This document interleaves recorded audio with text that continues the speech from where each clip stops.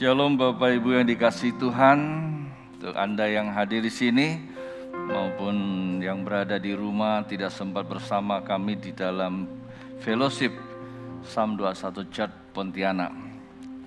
Jadi saya penatua Psalm 21 Church menjemput Bapak Ibu sekalian yang hadir di sini maupun di rumah, sama-sama kita mau datang kepada Tuhan.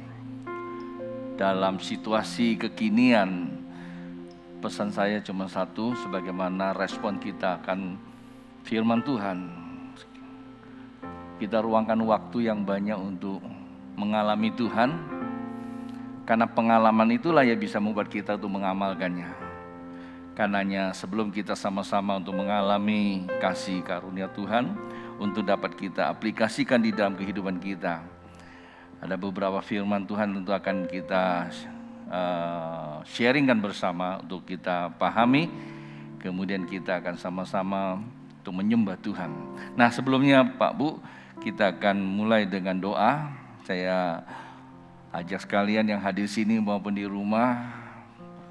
Dan juga tidak lupa saya menyapa Bapak Ibu yang mungkin saat ini karena sudah dihimbau, bagi Anda yang sedang isolasi diri, ya mungkin dirawat di rumah sakit, atau dalam keadaan tubuh yang tidak sehat, sedang dirawat.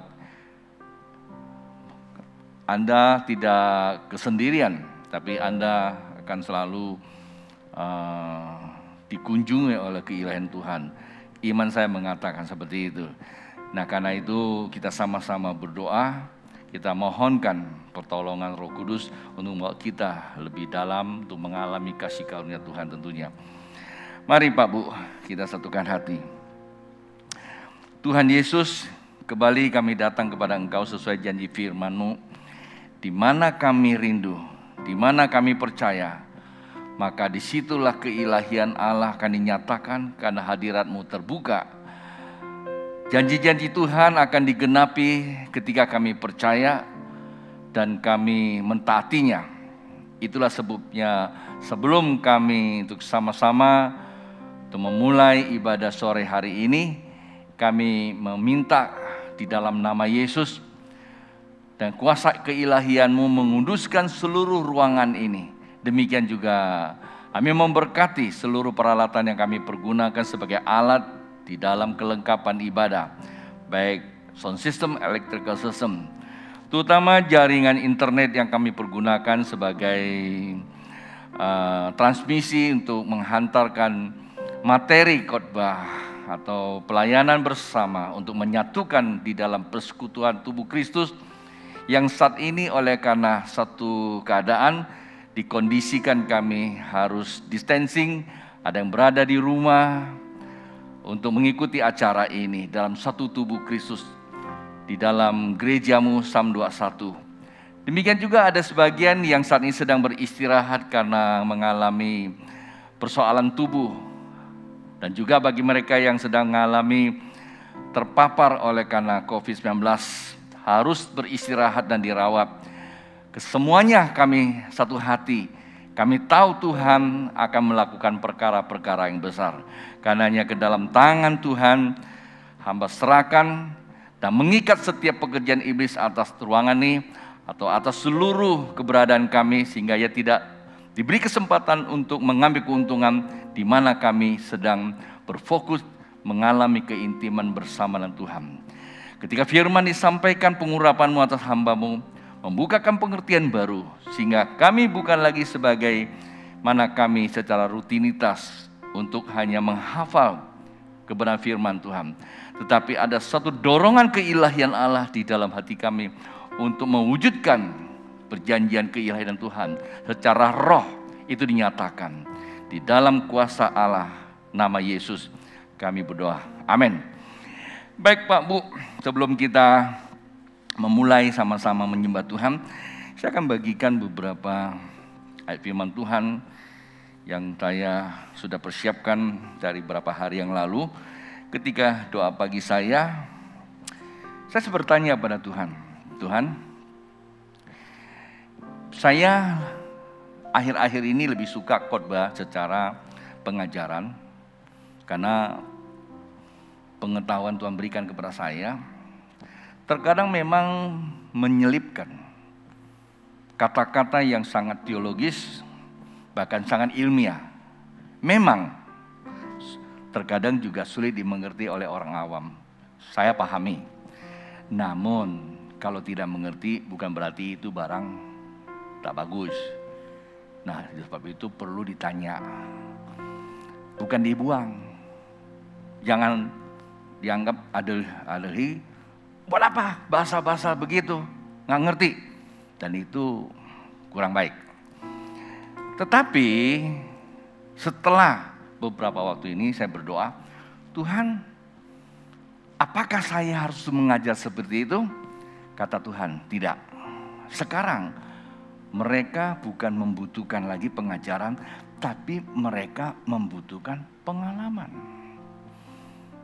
Nah, untuk itu saya mengubah khotbah saya bukan lagi secara khotbah secara teologis, tetapi secara rasuli.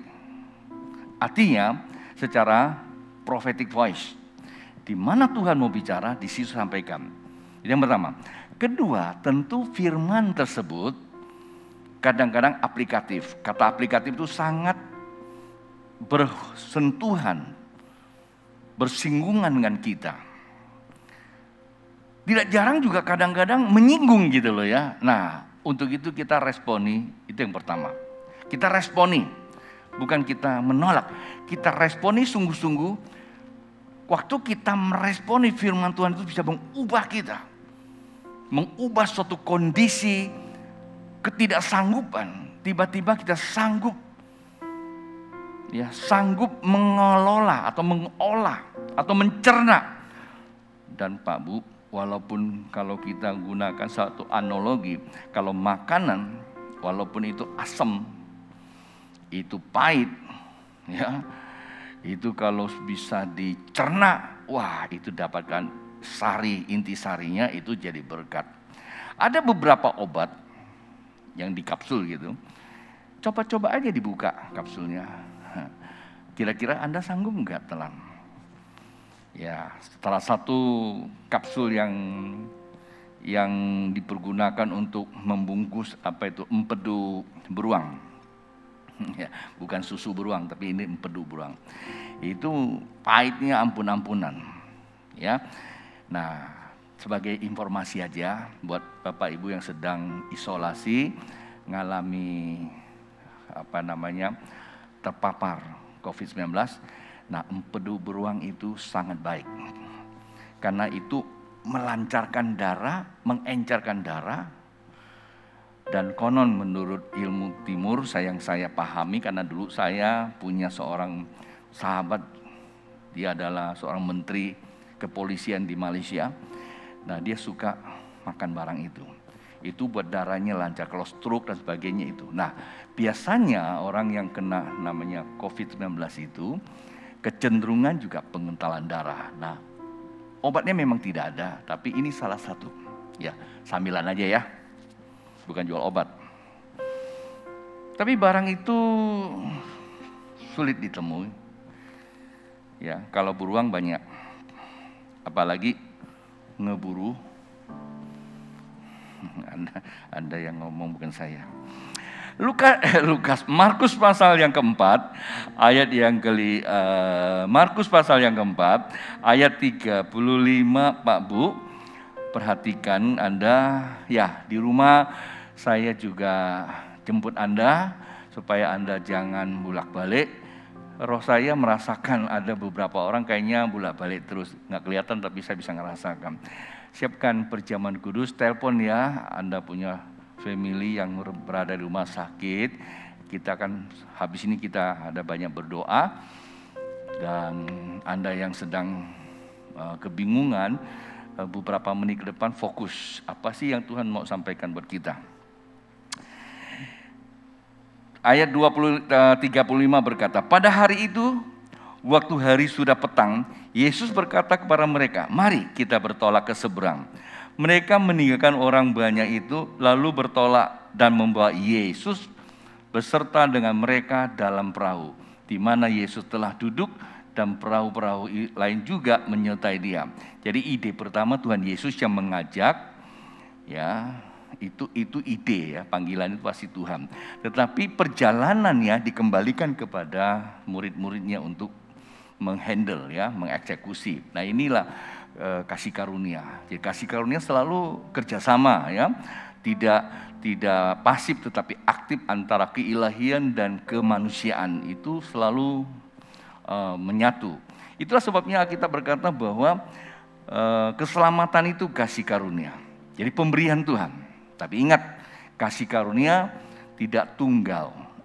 Udah dalam bahasanya saja ada kasih, ada karunia. Yang kita butuhkan kan karunia. Tapi ingat, karunia itu ada dua.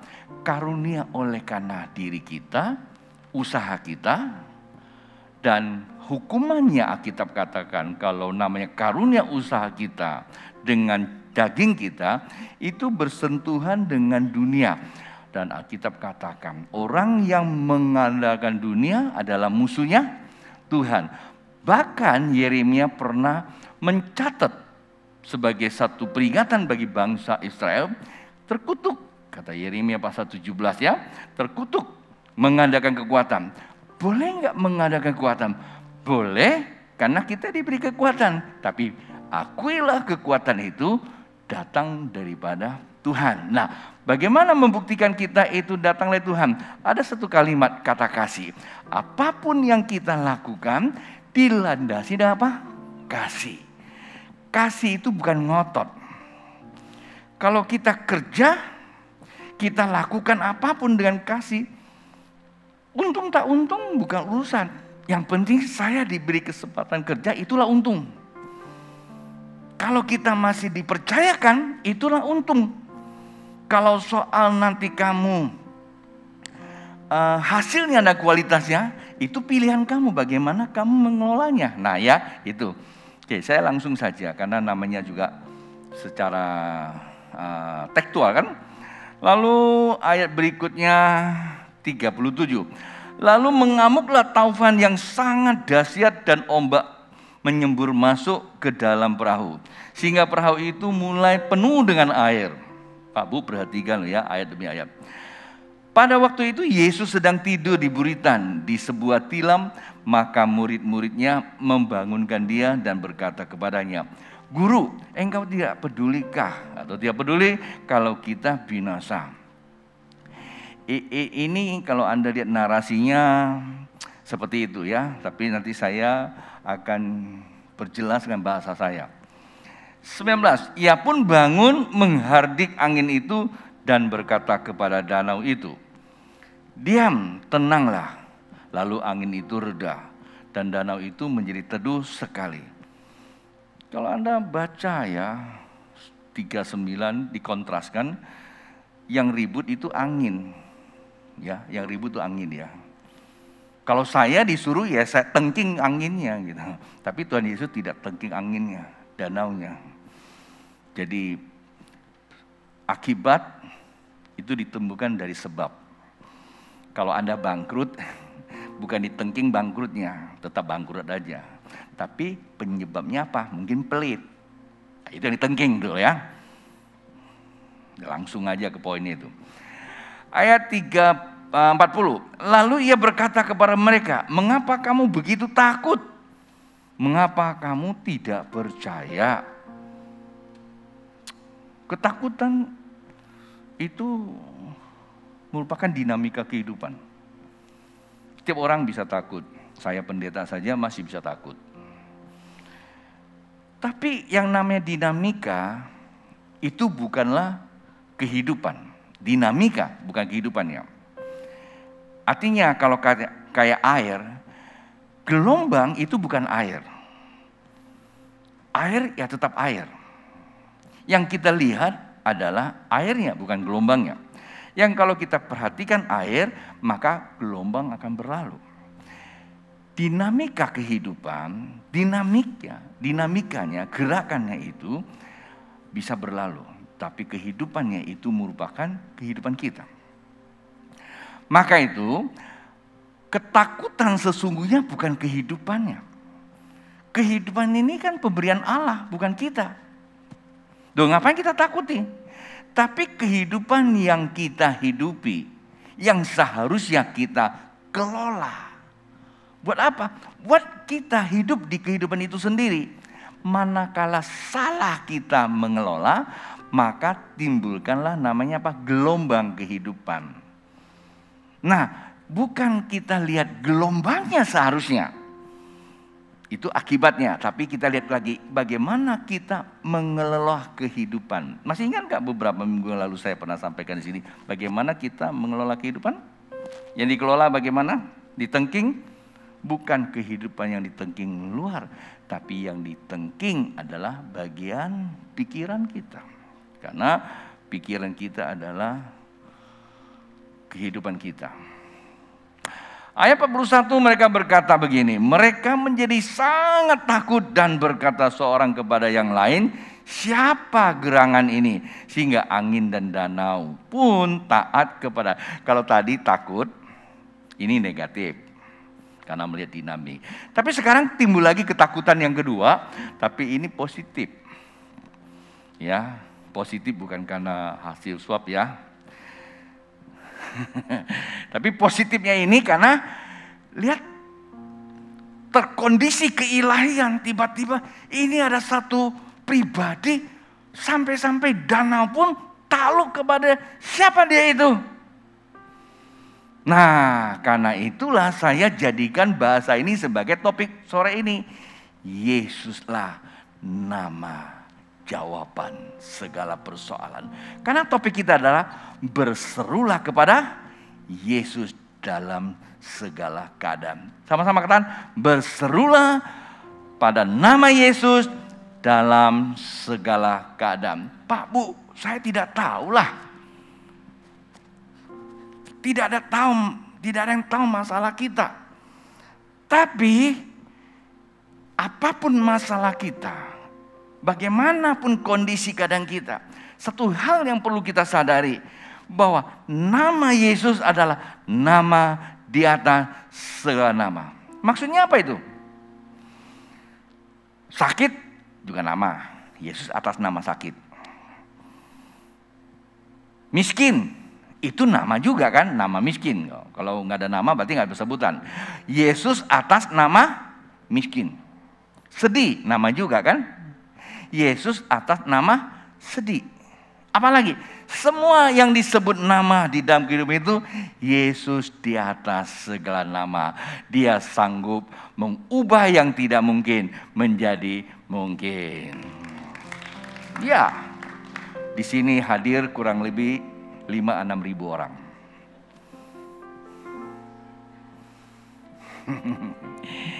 Ya, dalam hukum fisika kan nggak ada yang kosong. Ketika nggak ada orang bangkunya, gantinya apa? Hukum fisika angin ya, udara ya. Tapi hukum Roh Kudus di situ. Ya enggak gitu lagi. Hadirat Allah. Artinya ruang ini penuh dengan kemuliaan Allah. Di hati kami penuh kemuliaan Allah. Di hati kalian penuh kemuliaan Allah. Allah akan menyatakan keilahiannya buat orang yang percaya. Nah, saya memberikan catatan bagaimana kita sikapi bahasa tadi itu. Yang pertama, hidup itu anugerah. Karena Tuhan yang memanggil berarti anugerah. Artinya hidup ini panggilan. Dan mengusahakan panggilan Allah, kualitasnya itu pilihan. Anda mau kualitas apa? Kehidupan ini. Itu pilihan Anda. Anda mau bangun kehidupan ini dengan dasar Yesus atau dasar dunia. Itu pilihan Anda. Itu yang pertama. Yang kedua, kehidupan tidak selalu tenang-tenang. Ada badai, ada taufan, ada angin ribut, macam-macam. Rumah tangga, usaha pekerjaan sama. Itu soalkan hantam kita. Yang kedua. Dan yang ketiga, ketika persoalan datang, kemana kamu mencari? Apakah cari mertua? Cari bantuan. Yang pertama, mereka menghadapi masalah Yesus itu bukan di sana, bukan di sini. Tapi Yesus di mana? Yesus di saat engkau percaya, Dia sudah memetraikannya oleh Roh Kudus di hatimu. Di mana? Di bulitan hidupmu, yaitu di hatimu. Ketika mereka sadar bahwa Yesus itu bukanlah Tuhan yang jauh, waktu mereka berseru, Tuhan bangkit. Dan ingat, perhatikan baik-baik yang keempat. Ketika reaksi ilahi, Dia tidak pernah bertanya, kamu butuh apa? Dan Dia tidak pakai diskusi-diskusi dulu. Dia tidak perlu kamu bertele-tele ngomong. Ketika terobosan itu terjadi, reaksi keilahian itulah yang akan mengcover semuanya. Dan apa yang di-cover oleh Tuhan membuat kita akan terheran-heran. Sebab itulah Daud pernah berkata, manakala hatiku dipulihkan, Sion dipulihkan, dia bilang, aku seperti apa? Orang bermimpi, mulutku tertawa. Malam ini, sore ini, kehadiran Tuhan di tengah-tengah kita. Dan kehadiran Tuhan di tengah-tengah Bapak Ibu yang di rumah. Dan kehadiran Tuhan di tengah-tengah mungkin Bapak Ibu sedang istirahat, dirawat di rumah sakit. Mungkin juga yang terpapar COVID-19 yang tidak bisa lagi dihadiri oleh keluarga. Tapi keilahian Allah selalu hadir. Dan ketika Dia hadir, Dia tidak bertanya, mau apakah engkau? Dia tahu cara mengerjakannya. Yang terpenting, berserulah kepada nama Yesus. Mari kita sama-sama berseru kepada nama Yesus. Akan dipimpin oleh teman-teman kita dari Praise and Worship.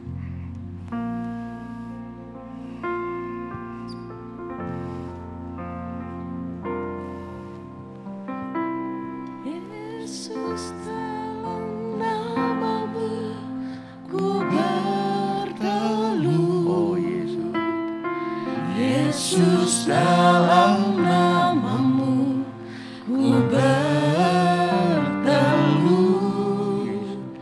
Yesus dalam namamu ku berteduh, dan mengaku Kaulah Tuhan. Katakan sungguh-sungguh, Yesus dalam namamu nama di atas Yesus dalam namamu ku berteduh, Yesus dalam namamu ku berteduh, dan mengaku Kaulah Tuhan. Katakan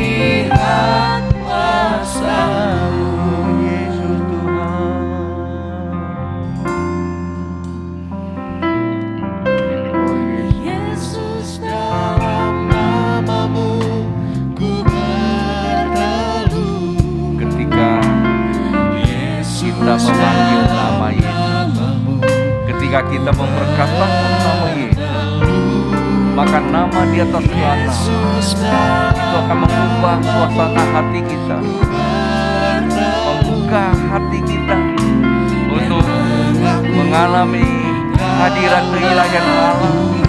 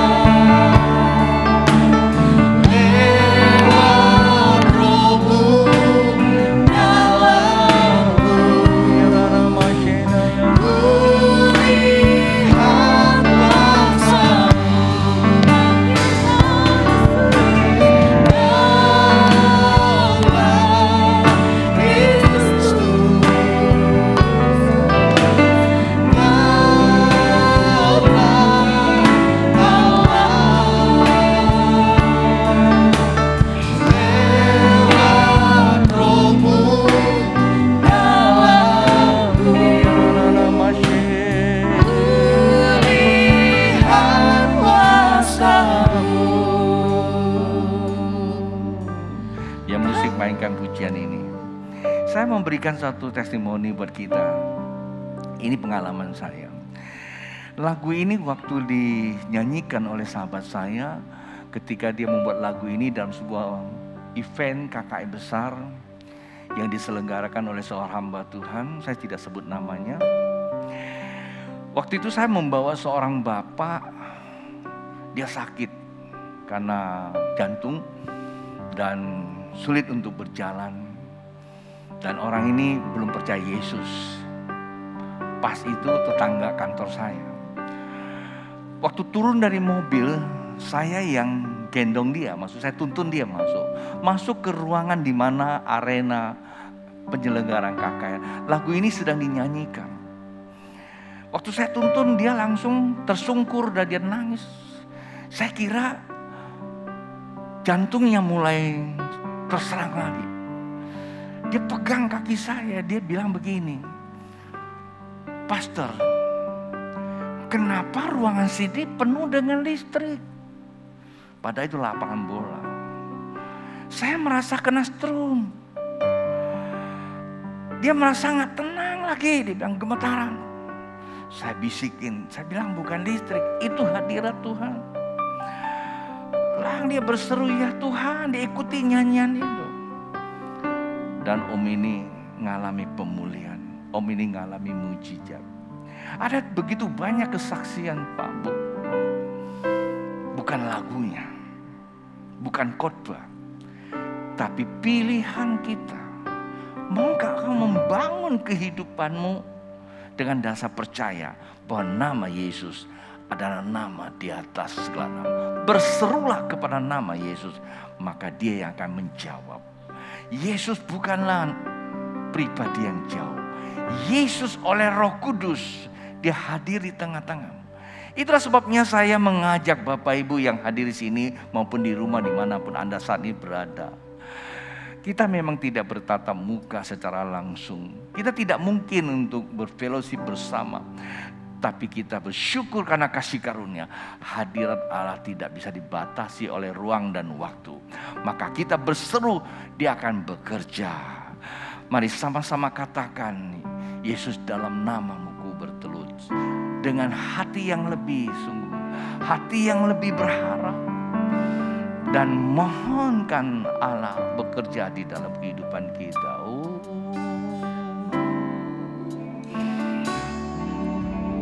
Yesus, dalam namamu ku bertelut.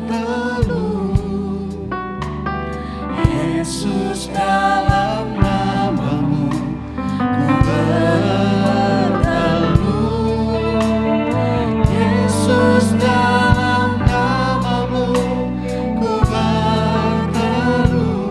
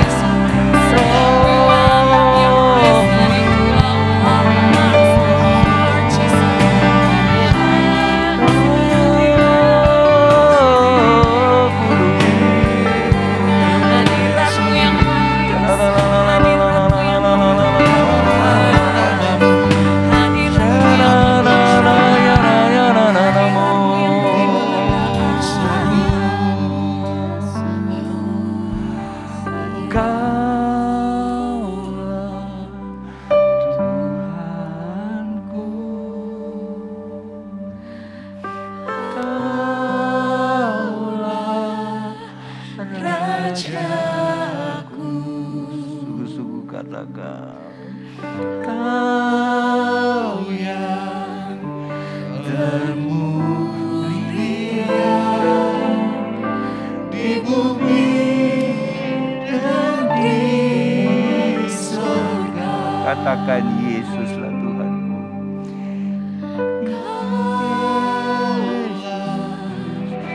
Tuhanku, Yesus Rajaku. Rajaku, Yesus termulia.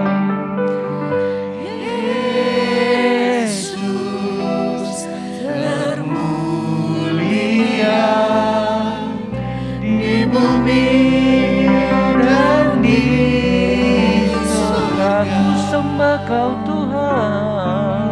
Ku sembah Kau Tuhan, ku sembah Kau Tuhan, ku puji, ku muliakan nama-Mu, Yesus. Oh sembah, oh sembah Kau Tuhan. Puji, ku muliakan nama-Mu. Yesuslah Tuhan, katakan. Yesus Tuhanku, Dia sedang memeluk kita. Yesus memeluk. Yesus menghampiri engkau oleh hadirat Roh Kudus. Dia sedang menuntun engkau yang saat ini sedang lumpuh. Dia sedang membuka celikan mata buat yang buta. Dia sedang membalut engkau yang luka-luka, hatimu yang luka. Dia sedang menghibur engkau yang sedih. Dia sedang mentahirkan engkau yang terpapar virus. Dia sedang mengubah suasana hatimu yang baru.